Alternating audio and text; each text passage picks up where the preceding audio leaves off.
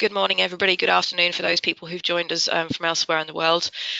This morning, the ICME Energy Centre is pleased to support a kind of summary of a report that's been published on carbon capture and storage by Mai Bui and Niall McDowell from Imperial College London. Mai has kindly joined us for this webinar and will be giving us a short presentation, and then we'll be taking some questions. So if you've got any questions, please type them in the box and we will aim to answer as many of them as we can at the end of the webinar. So without further hesitation, Mai, over to you. Good morning, everyone, or good evening for some people in other parts of the world. So today I'm going to present some key messages of research priorities and challenges for carbon capture and storage. These are kind of a summary of the outputs from the forum that we held this year in Italy. So the first CCS forum was held in February 2016. It was held in London at the Royal Academy of Engineering. So this was a 3-day international workshop, and it hosted delegates from academia, industry, government, and we gathered together to discuss the future of CCS. The attendees came from all around the world, US, around Europe, Australia, from Imperial College, Cambridge, University of Edinburgh, Princeton, Stanford, BP, and even UK's DEC. So the output from this meeting, firstly, was the 2016 CCS Forum report. This was published through ICME and available here on this link shown on the bottom. The event itself was sponsored by the Foreign and Commonwealth Office, Imperial College, ICME, and the Royal Society of Chemistry.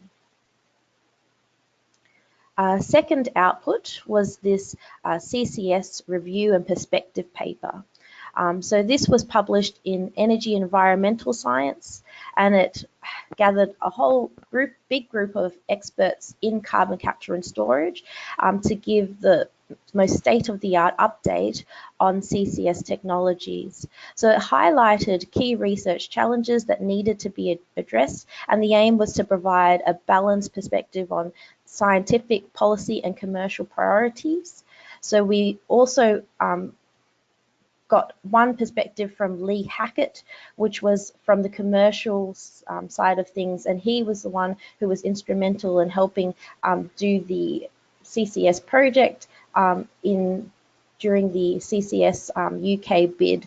So the White Rose project, that was Lee Hackett who was instrumental in leading that project and going ahead. So the second CCS forum was held here in June 2018 in Calabria, Italy. So this one here was similar style to the Faraday discussions, where speakers were allotted a 15-minute time slot. All delegates were invited to present, and it was very much an open discussion, inviting the audience to jump in and speak as they needed. So we were trying to encourage a lot of discussion. It was Chatham House rules, so there was no linkage to people's names, so people were quite open and free with providing their perspective and their opinions, and it would not be attached to their name. So the detailed minutes, we collected that, and then we have summarized that into a succinct report, which is now available online. During this event, we invited participants from all over the world, Cambridge, University of Melbourne, PNNL, in Netherlands, we had Delft University, YASA, Shell, the Colorado School of Mines, BAYS, and the UK Foreign Commonwealth Office again. And so we'd like to also acknowledge our sponsors of this event. So we received a lot of financial funding from many different organizations: Total, Shell, the Royal Society of Chemistry, EPSRC, NERC, the Foreign and Commonwealth Office, and the US DOE, as well as UK CCSRC and the United States Energy Association. So we'd like to thank them very much for their assistance in organizing this event. So this here is an overview of the sessions. So we started off providing a summary of our review paper, did a keynote from a special guest, seeing if we actually need CCS. We discussed research priorities, discussed ways of decreasing the cost of carbon capture and storage through scaling down techniques. We looked at technologies for atmospheric CO2 removal or negative emission technologies. We looked at CCU, enabling policy frameworks, looking at the value of CCS in an energy system, looking again at cost reduction, looking at advanced sorbent materials that could be used for CCS, and lastly, delivering CCS projects, looking at the commercialization challenges. So there's been a lot of discussion around whether we can do 100% renewables. This was a very high profile research paper that was published by Mark Jacobson, and he proposed that yes, we can do 100% renewables for the US, and this was met with a lot of controversy, and in response to this paper was this other paper that kind of went through that first paper in quite a lot of detail, going through the assumptions and essentially just kind of pointing out where assumptions were infeasible or unrealistic. And so this was a group of very well-respected academics gathering together, and Christopher Clack was the lead author of this particular paper, and we invited him along to the CCS forum to get his perspective on whether we actually need CCS. So he has a very detailed model of the US energy system. And so he's done a lot of work looking at evaluating the value of different energy technologies. And essentially what he has demonstrated that in the US energy system optimization model, that you can actually achieve 80% reduction of CO2 emissions without CCS. However, in order to do this, it required titanic societal, political, and technical changes in order to have this happen. So, for example, you needed social acceptance of nuclear energy. You assumed that there was no overshooting of your temperature targets. There were unconstrained build rates. So there was a rapid expansion of your wind, of your solar. And then it assumed that there was perfect interconnection of energy throughout the entire area of the US. And in reality, this might not be feasible. Another point that he made was that you need a portfolio of technologies in order to achieve a cost-effective and efficient transition to a decarbonized energy system. But in his model, it showed that no technology is actually indispensable. So there was no one technology that was absolutely crucial to achieve this. All of them were desirable, but for different reasons as they offered different services. One thing that we could see was CCUS, or carbon capture, utilization and storage, as a technology needs to adapt to find its place in this evolving energy sector. When you're transitioning, you're phasing out different things like coal, fossil fuels, and where does CCS fit? So in this US scenario that he modeled, he showed that low-cost renewable energy is actually in strong competition with CCS in this electricity system. So maybe CCS is not something that we should focus on for the power sector, but rather instead we should focus the shift towards applications such as in industry, which is very difficult to decarbonize, and in negative emissions. So in his systems modeling and optimization work, it showed that you can get very important insights and valuable insights. So he could demonstrate common myths and challenge them.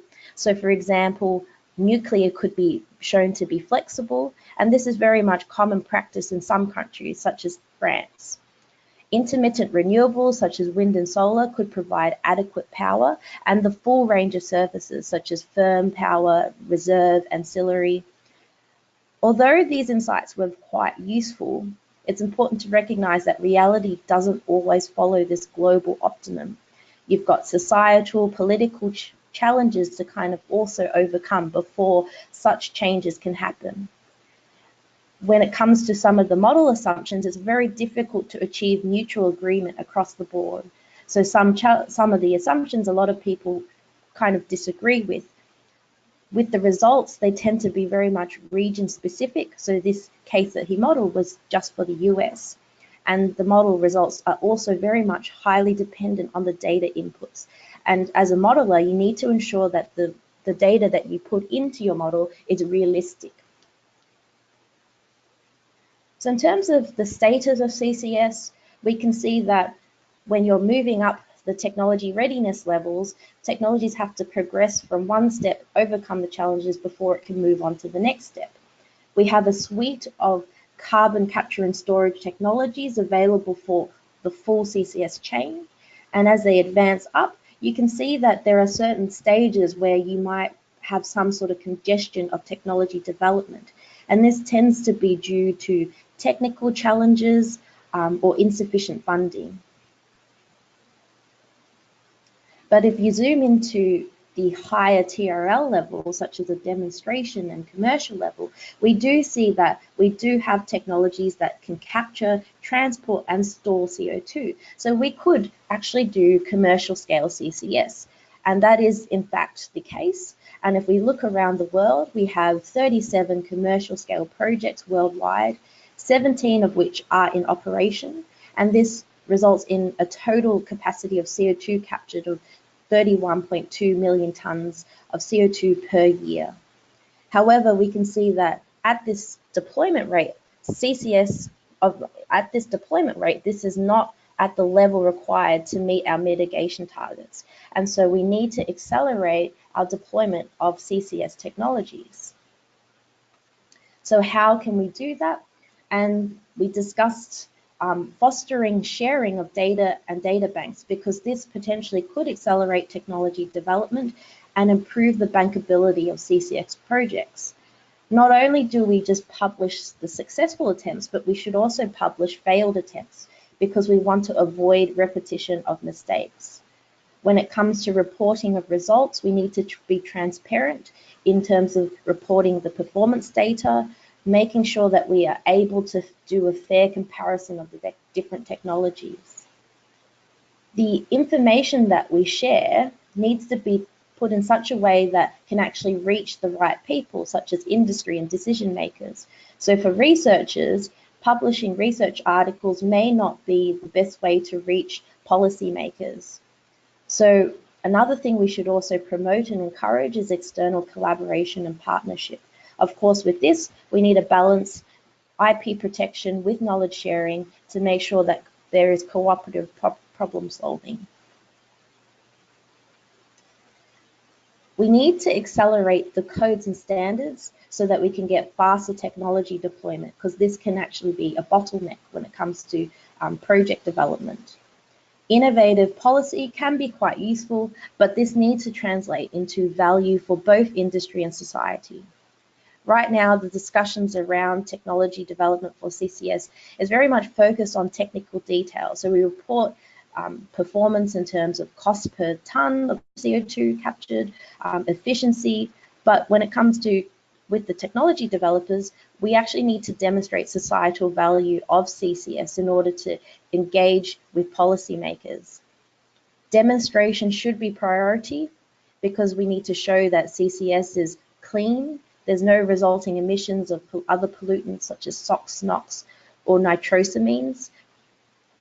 The technology needs to be demonstrated to be scalable, so we're looking at the 500 million tonnes level, and it needs to demonstrate clear impact to people's lives.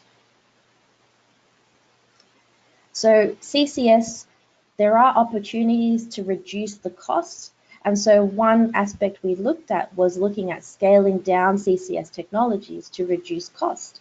And so there's new innovative approaches such as modularity, mass additive manufacturing, biotechnology, and innovative design. And these can open up a lot of new opportunities. So when it comes to looking at the different sources, there's different sizes of sources, and we need to match the appropriate capture technology to that source. So you can see on the right here this figure, which demonstrates that solvent capital cost actually increases exponentially. Membranes, however, show very, very constant cost across the different scales. So membranes as a technology can be quite modular and possibly a very good technology when it comes to scaling CCS. So we need to use this strategic technology design approach to trying to look at the small scale remote and offshore applications where we need to capture those small emissions of CO2. So we can also look at downscaling just specific elements of the CCS chain to reduce the overall cost and improve system design. So for example, if you're looking at oxy-combustion, you could just downscale just the oxy-combustion boiler and combine this with the large-scale air separation unit, which provides opportunities to reduce the overall cost of the project. When you're looking at small-scale CO2 capture, you need to also scale down the transport, and there are options for that. So we can use shipping, trains or trucks, which provide us the small-scale CO2 transport we require. Adsorption was also shown to be quite a promising technology for scaling because you can scale that up and down and still maintain the same CO2 capture performance level. Adsorption for development as a technology needs to focus on the material development as well as the process design and optimization. Biology is actually quite modular in nature, so there's a lot of new opportunities to look at scaling biotechnology, and these are currently being explored, as you can see here on the right, various images. We could do printed reactors made out of living organisms, as shown by this video. Novel bioreactor systems have the potential to also improve the cost and efficiency, and for small-scale CCUS, as shown with this little printed prototype of this new reactor system, which has been shown to have improved mass and heat transfer properties. The major challenge with this strategy is that when you're looking at storage, small-scale storage is very much unlikely to happen. So how do we do this? So we can deal with small-scale emissions, and we need to consolidate the capture and couple the right appropriate transportation scale to deal with this issue. So right now there's been a lot of interest in technologies for atmospheric CO2 removal or negative emission technologies. But with all the different technologies available, they're quite different in terms of properties. Some are very process scale, some are very much biological, or looking at ecosystems such as afforestation. And we need a way to have a fair comparison of the different technologies. And this very much relies on transparency and availability of the performance data. So regulators are not actually ready for load balancing of technologies. So when you're dealing with direct air capture and you're looking at intermittent renewables to power direct air capture, we will have to balance the energy supply to DAC. This is not something that regulators can deal with. Another thing, if you're looking at BECCS or bioenergy with CCS, you might have intermittent supply of biomass because the source of biomass might vary depending on the season or due to harvesting approaches. So we need to address the intermittency in both BECCS and DAC when we're designing these systems. We have a portfolio of different negative emission technologies, but a number of readily available technologies is actually very much limited. Right now, it's potentially just bioenergy with CCS and direct air capture that are the two key commercially available technologies. And when we're looking at the different options, we shouldn't see them as competing technologies, but rather complementary. Both BECCS and DAC rely on the accessibility and availability of reliable CO2 storage, so potentially deploying both in parallel could reduce the risk and therefore promote the progress of the technologies and also encourage investment. Direct air capture, it's seen as something that's easier to regulate because essentially you're just capturing the CO2 and that's something that's easily measured. But there's a lot of misconceptions around DAC that still need to be clarified. So right now there's a lot of growing evidence that can show DAC can work at very relatively low costs. So shown here by this paper by Keith in Joule. So you can see that we're operating from the 100 to 200 US dollars per ton of CO2. But at the moment, the only viable business model remains to be direct air capture to fuels. And carbon engineering has developed a process called air to fuels, which is now operating at pilot plant level, showing that you can capture CO2 from the air and use that CO2 to make fuels for aviation and for transport, for car transport. So with DAC plants, you can't simply just put these anywhere because they need to be near a major source of energy. So for instance, to capture 1 million tons of CO2 from the air, you would essentially need a full power plant to supply enough energy for that particular plant. The type of energy source is quite important. So if you're using fossil fuel power to supply energy to your DAC unit, this is going to have a major impact on the carbon accounting of the whole process. So we need to be doing proper life cycle analysis to make sure that the cost of net CO2 removal is appropriate. When it comes to terminology, the clarification of the terminology is quite important. How do we calculate this? How do we determine what is carbon removed versus what is carbon avoided? The second negative emission technology is the bioenergy with CCS, and this is also shown to be quite promising. But when it comes to growing biomass, there's controversy around where you can actually grow biomass. So you don't want to compete with land that's used for agriculture, and we don't want to be cutting down rainforests, which are also quite essential for climate change mitigation. Where we can grow biomass, some people have proposed marginal land because it's some land that is not well utilized, so we could potentially repurpose that and use that for bioenergy growth. However, there's no actual agreement whether you can actually use marginal land because there's concerns around accessing the marginal land because they tend to be small pockets of land dispersed across a wide area. Marginal land tends to have lower productivity, so it requires a lot of work to prepare the land for biomass growth. And also there's a concern about the supply reliability due to both reasons of access and productivity. Regulation, monitoring and certification systems are absolutely essential to make sure that the bioenergy or biomass is sustainable and that the BECCS system overall provides you net negative CO2 removal. Also, you want to make sure that the energy put in is less than the energy that you get out so that you get net energy production. This is quite important. Delays in regulating and development of certification systems tends to be a bottleneck for technology development, so we need to speed this process up. BECCS can provide energy as a co-product, but it's quite inefficient. And someone at the CCS forum proposed that maybe we could combine direct air capture with PV, which could potentially replace the need for bioenergy with CCS altogether. This is all essentially new concepts. This hasn't been demonstrated as of yet, DAC with PV. So it's possibly an idea for future research.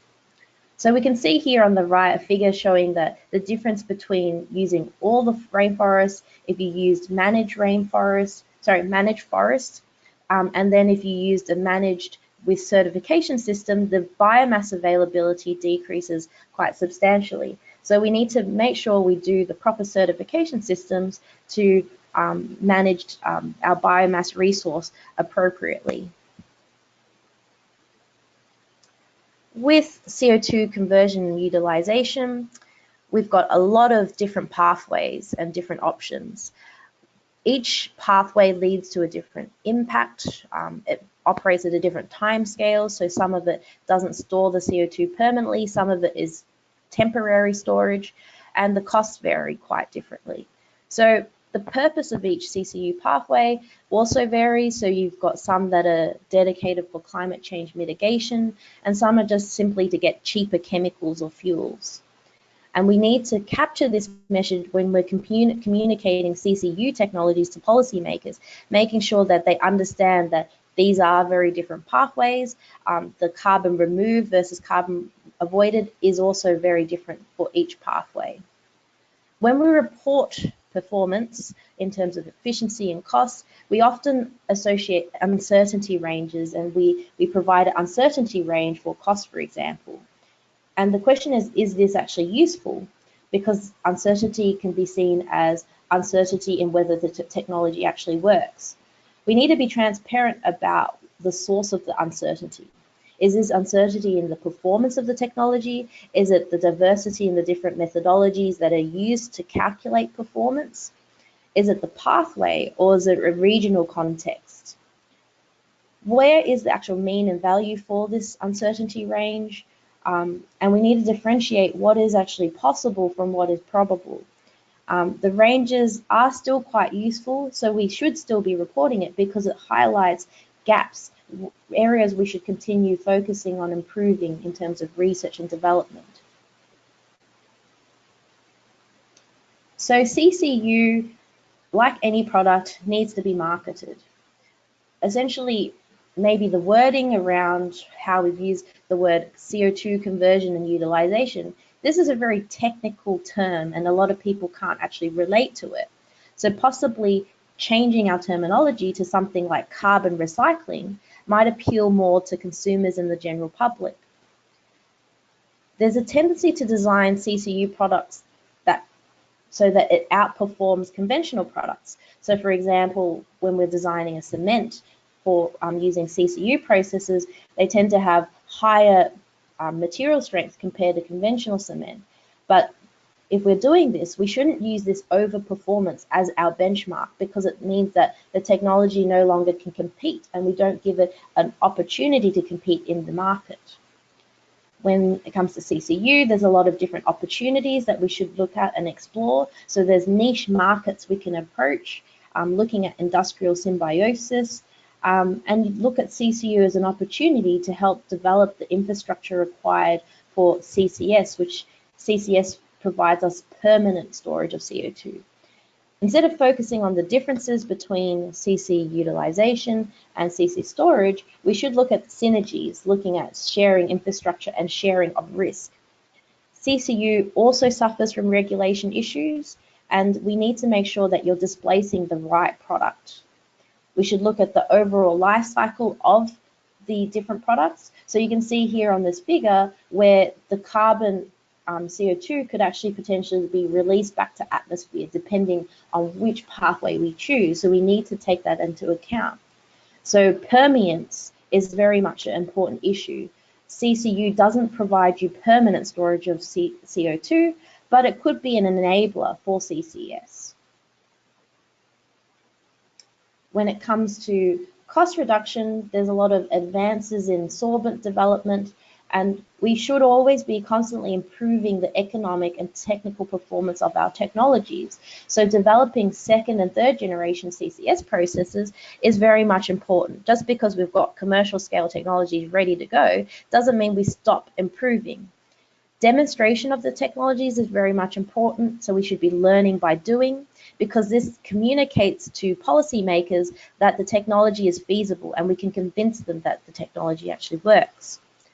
Development should employ a multi-scale approach, and so we also should be considering coupling effects when you're looking at multiple systems, multiple process parameters. How does it all affect each other? We showed that modeling advances was quite important to accelerate the development of new technologies. So some good examples were high throughput modeling, which demonstrated material screening at much more rapid paces. So you could screen through, as shown by the figure, like hundreds or thousands of molecules and screen them down to just 2 to 4 molecules, which saves a lot of time in the lab and a lot of money and resources. Development of new technologies can have co-benefits. You can see spillover effects into different sectors, and a good example of that is membranes, which were originally designed for desalination, and now we're finding new applications in gas separation, so for CO2 capture or for hydrogen production.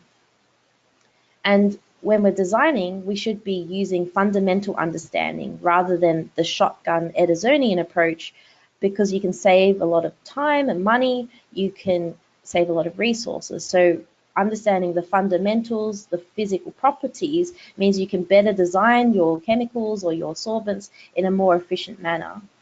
And good examples around the world now show that if you have integrated multidisciplinary teams, you can further accelerate technology development much more rapidly. So policy frameworks is quite important because the transition to a low carbon energy system is very much challenging. If we look at historical data, how we've actually decreased CO2 emissions seems to coincide with the occurrence of catalytic events. So things like the global financial crisis, oil crises, or the burst of the dot-com bubble actually showed historically that the CO2 emissions decreased dramatically which coincide with these particular events. But in contrast, where we actually tried to design an initiative to mitigate climate change, such as the Kyoto Protocol, they actually had negligible impact on the CO2 emissions. So there's this concept of delusion is the new denialism. So we have to kind of be careful when we're designing, we're convincing ourselves that we're actually doing something, but in reality, nothing's actually happening. So why is this the case? Maybe it's because there's this growing importance on cost. So we're hesitant to pay for something such as CCS because it's quite a costly or seen as a costly approach. And there's a chicken and egg situation where on one hand, you've got governments waiting for technical innovation to decrease costs. And then secondly, we've got developers of CCS projects requiring government to de-risk the investment and drive innovation. Where there is crediting schemes such as CO2 pricing, the operation of the technology requires, so we need to operate the technology before we can actually access this crediting scheme. So uncertainty in this business model deters project investment. We don't have any confidence in the market. So if that's the case, will investment actually happen? So how do we break this circle? So we need to think about how we can do this.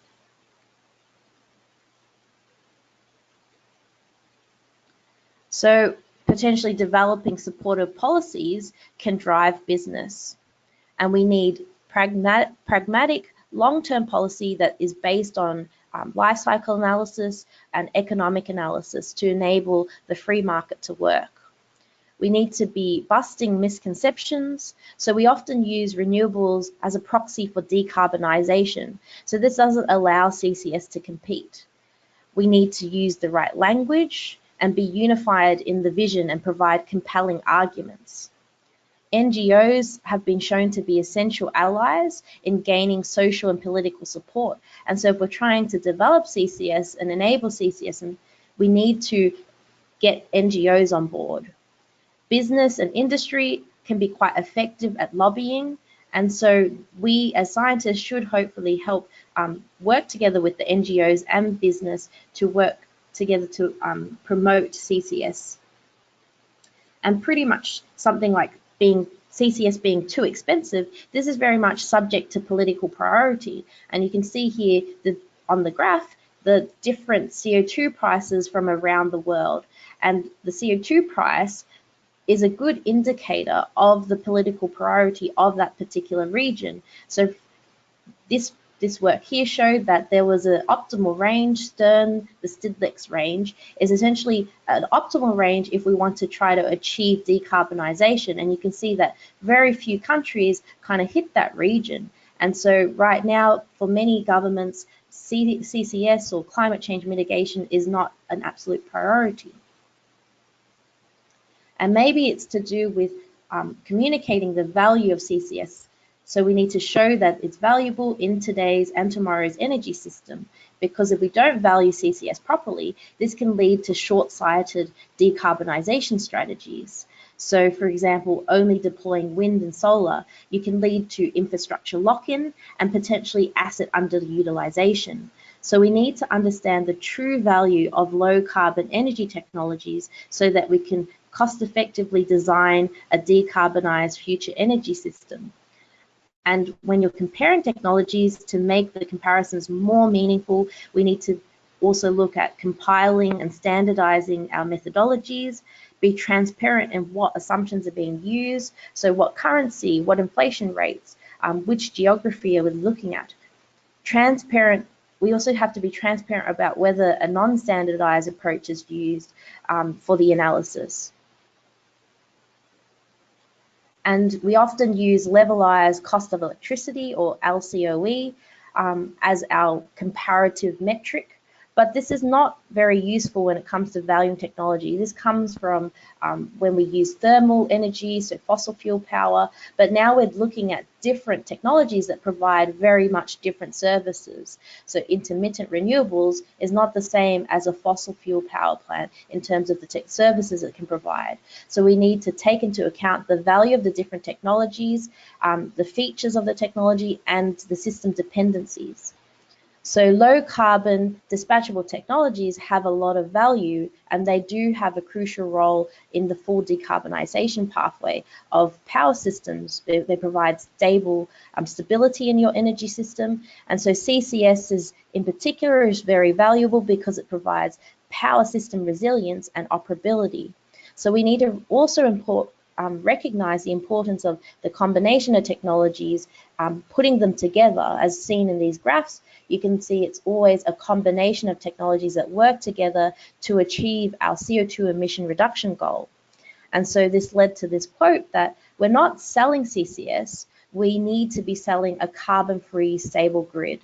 So it's not about advocating one particular technology, but how can we combine the different technologies to provide us the cost-effective stability that we require for our energy system.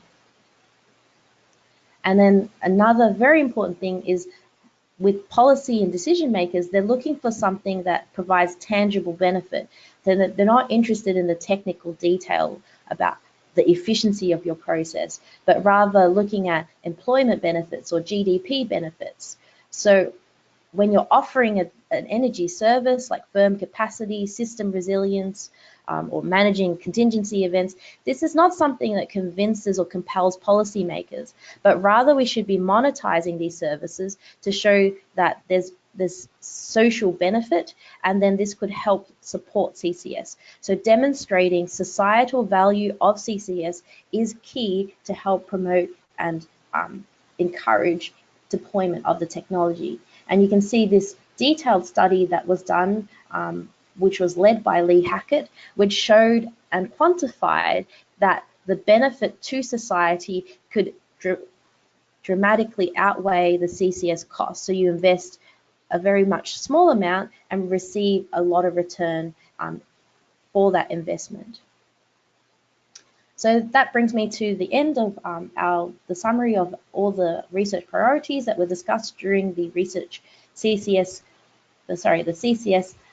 2018 forum. These are summarized in a report which is available here on this website. And if you'd like more information or specific questions, you can also contact Niall McDowell using his email address there. So thanks very much for listening. And this, I guess I'll pass it over to Alana to see what questions we've got. Any questions, please type them into the chat box and send them there.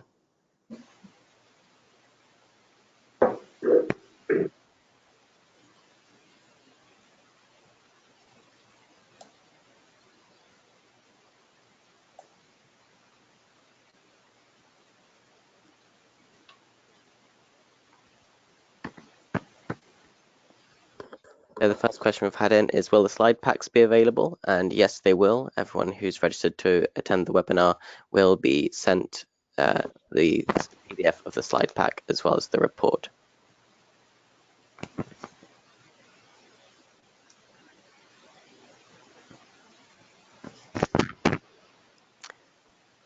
So an additional question we've had in, running a CCS plant requires significant energy. To meet targets, we want to minimize this. So which CCS technology is the least energy intensive, regardless of whether it runs off renewables? So that's an interesting question. So in terms of least energy intensive, That's a difficult one. So I think you also have to think about what type of energy you're using, because the quality of the energy varies. So a lot of people report energy in terms of heat or electricity. They're not the same thing. So I'm not going to say which one is the least energy intensive, because it's not that we want to promote one technology because it's less energy intensive, but rather think about the service the technology provides. So we know direct air capture, so the direct capture of CO2 from air, is the most energy intensive, but the service that it provides is very different to CCS on a power plant, because you're capturing CO2 from the air, you're mitigating and doing greenhouse gas removal. Whereas if you're capturing CO2 from a power plant, while it's less energy intensive, because the CO2 concentration of your flue gas is much higher, it is very much a different purpose. So you're essentially still, at best, maybe still carbon positive slightly, because you're maybe capturing 90% of the CO2 that would otherwise be emitted. But whereas direct air capture provides you negative emissions, so the service is different. So hopefully that answers the question. But yes, the energy intensity very much depends on the CO2 concentration of your gas stream. And then also you have to think about the quality or the type of energy that you're using. So is it heat or is it electricity? Okay, thank you, Mai. Let's go to Jacob's question. Are most of the CCS projects in the US and globally used in the aid of oil production, for example, enhanced oil recovery, and are any directly remunerated via a carbon price? Yes. So yes, the current projects that are in operation, those major projects are linked to enhanced oil recovery.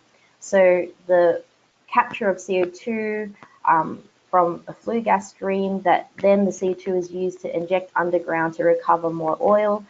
This is a way that has been able to monetize the CO2 capture, and so these have a better business model. So yeah, so sorry, what was the second part of the question?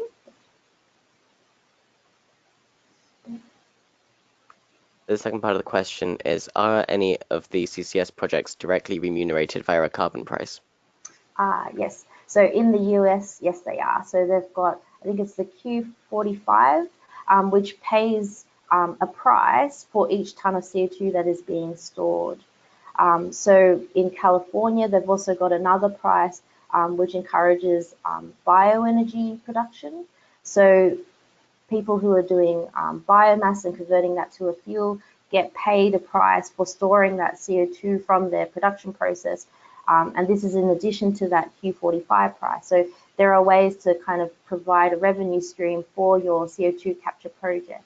So if you're designing a CCS project, you need kind of a revenue stream, and it seems to be some sort of price from the government or selling of a product to generate that, that revenue. So if we want successful CCS projects, we need to design kind of robust, supportive business models that can enable some way of providing revenue for your project.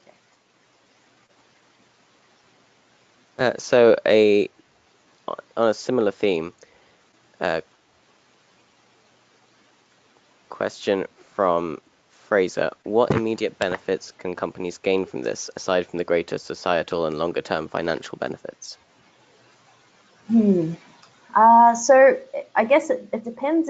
If you're building your plant near an area that has an obvious service that is required, so there's a direct air capture system operating at commercial scale in Switzerland. So they've found a niche sort of market, and that they're kind of in a remote area. There's a greenhouse that grows produce, and they require CO2 to enhance the yield of their produce. So this company has built a direct air capture system. They capture the CO2 from the air and they sell that CO2 to this greenhouse.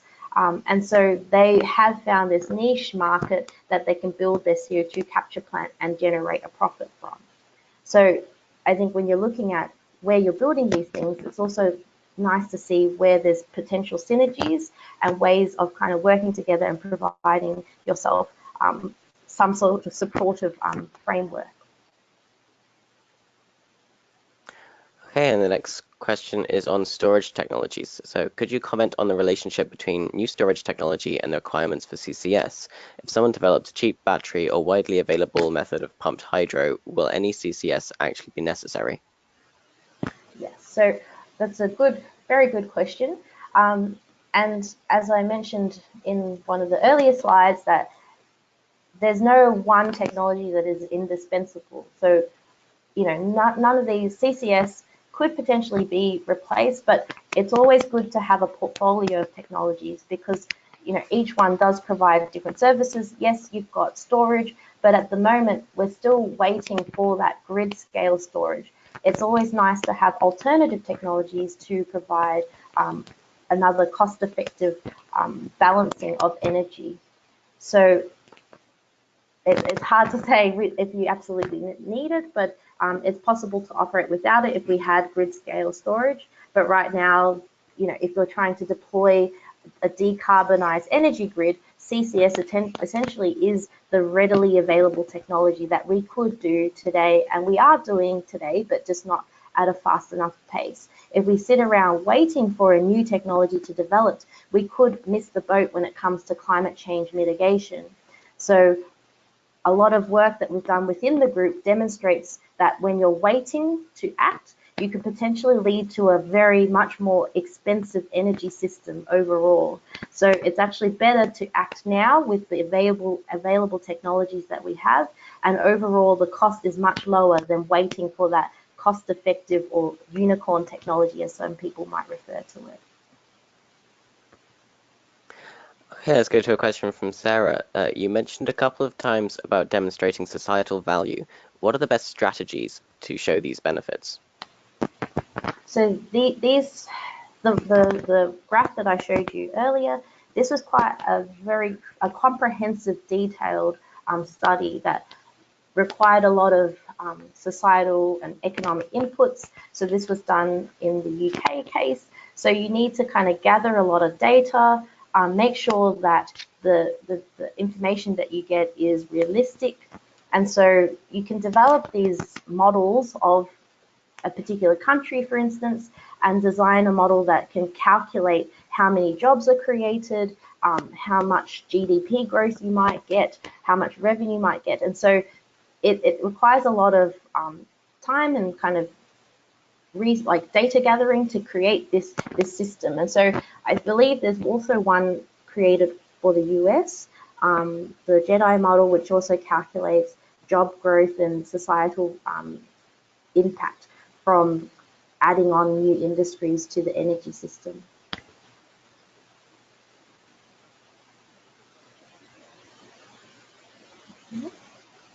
Thank you. And a question from Matthew. What are the average operational capital costs of membrane technologies? Ooh, I can't say that off the top of my head, actually. But I can look that up and provide that for you. It's also potentially in the research paper that we provided.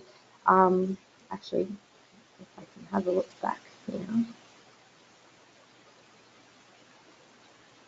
So I think this figure here demonstrates this. So this is just showing you capital cost of membranes compared to solvents. So that's showing you it's a normalized capital cost. So it's about $1 per ton normalized, and you can compare that with solvents. And depending on the scale, solvents will vary from about 1.9 down to about 0.8. So when you're kind of picking a technology, looking at the scale is quite important because that impacts the overall cost of the system. So hopefully that answers the question. I don't know the absolute number for this, but I can find that and pass it on if you like. Thank you, Mai. So a question from Laurent. Currently, we have CO2 capture, for example, from methane reformation, but this CO2 is being reused in soft drinks and food, etc. Is there a risk that increasing capture results in higher CO2 usage rather than storage? So that's a good question. So there's been some work looking at growth of CO2 use. So this is the driver for CCU, that people who are looking at CO2 capture and utilization say that, yes, we're going to get growth in CO2 demand and usage, but actually the people who've done the modeling show that actually the growth of CO2 usage can never actually grow to the extent that we require to use up the CO2 that we capture from flue gas and from air. So if we're trying to meet a CO2 mitigation target, I doubt that you can grow your CO2 usage by all that much. As we get more efficient, we actually produce less CO2. And so for usage, I doubt that would happen unless we kind of dramatically change how we make products, which I don't see that actually happening. But current levels, I think people predict about 4% growth to be very optimistic. So 4% growth is not actually that much. Thank you, Mai. Okay, we have a question from Nicola. As a final year chemical engineering MEng student, I'm looking to complete a PhD. And what area of CCS research is most exciting right now, in your opinion? Interesting question. So I think when it comes to research priorities, right now, CCS, we have technologies available, but the key ones that we still need more understanding about is negative emission technologies. I find that personally something quite an exciting and new area. How can we integrate negative emission technologies and work alongside with current existing energy systems to see if we can decarbonize systems? Another interesting thing is designing political and business frameworks and models that can help enable technology deployment in a more cost-effective manner. And then quantifying societal value for implementing certain technologies is also something quite interesting for me. Okay, and a question from David. Your initial context suggested that these technologies would not be best placed as power generation add-ons, but rather as local production technology energy mitigations. What are the challenges and means of addressing them in making this technology accessible to anything other than very large self-financed companies? So the question's asking if we could just deploy it as just a greenhouse gas capture technology and move away from just revenue generating companies. Is that the question? Well, and yes, is there any way that capital expenditure might be reduced, I guess, to make it a technology that can be accessible on a smaller scale, I suppose? Okay. So, I mean, we do have small scale CO2 capture, but I guess as I discussed it, you're trying to store CO2. Small scale CO2 storage is unlikely to happen unless we can look at a way of consolidating CO2 sources, and the CO2 that's captured needs to be consolidated and transported to a storage site. So I guess, not sure if you'd want to promote that, but it's always a synergy that you're looking at using, so industry can help enable, decrease the cost for us. So if we help industry promote and use and deploy the technology over time through learning by doing, we can reduce the overall cost, which might make it more affordable so that governments can then step in to start supporting and then also enabling the deployment just for societal benefits. So I think there's different stages. So you start off looking at setting up projects by taking advantage of ways of generating revenue, and then that can help further support, encourage investment, and then over time we decrease the cost of technology, and eventually it becomes cheap enough for governments, for people to kind of then take and access the technology and deploy. So I guess it is the responsibility also of the developed countries to kind of also help promote the research and development of these technologies, so that later on it can become cheap enough so that developing countries can then adopt and take the technology on at some point. Okay, and time for a couple more questions. Got one from Jacob. What are the regulation issues you mentioned with CCS? Is it hard to reimburse a CCS plant? Yeah. So right now the cost is so expensive. It's mostly due to the risk that's associated, so the investment risk. But as time goes on, the very first project will seem to be the most expensive. But as we build more and more projects, risk decreases, and as a result, the cost of the capital decreases. So that is the biggest reason why it's so expensive. So sorry, what was the second part of the question? It's very hard to reimburse the CCS plants. What's the hurdle with regulation? Yes. So I guess you shouldn't design a project hoping to be reimbursed is another thing. And if you want to be reimbursed, you need to make sure as an investor that the policy is long-term and that you will continue being reimbursed, because it's very risky relying on a subsidy that might be withdrawn at some point down the track. So I think if you're designing a project, it also needs to be self-sufficient in that it can also generate its own money. With the risk, the cost of capital decreasing, this can help for business to kind of take the risk of paying for the capital and then building these projects. So I think it's a combination of different things of building more projects to decrease the cost, but then also having long-term policies.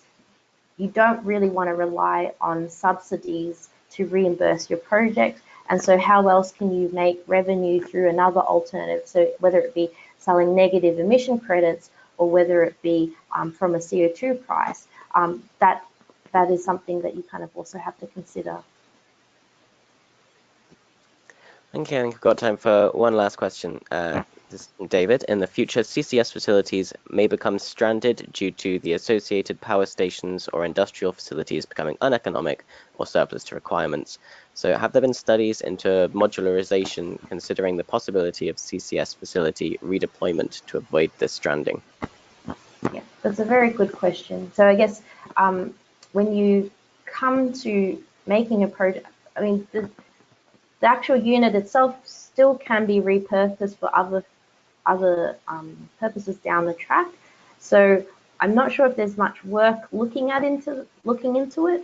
It's kind of been touched upon. So for instance, we've got a dying coal fleet of coal-fired power plants.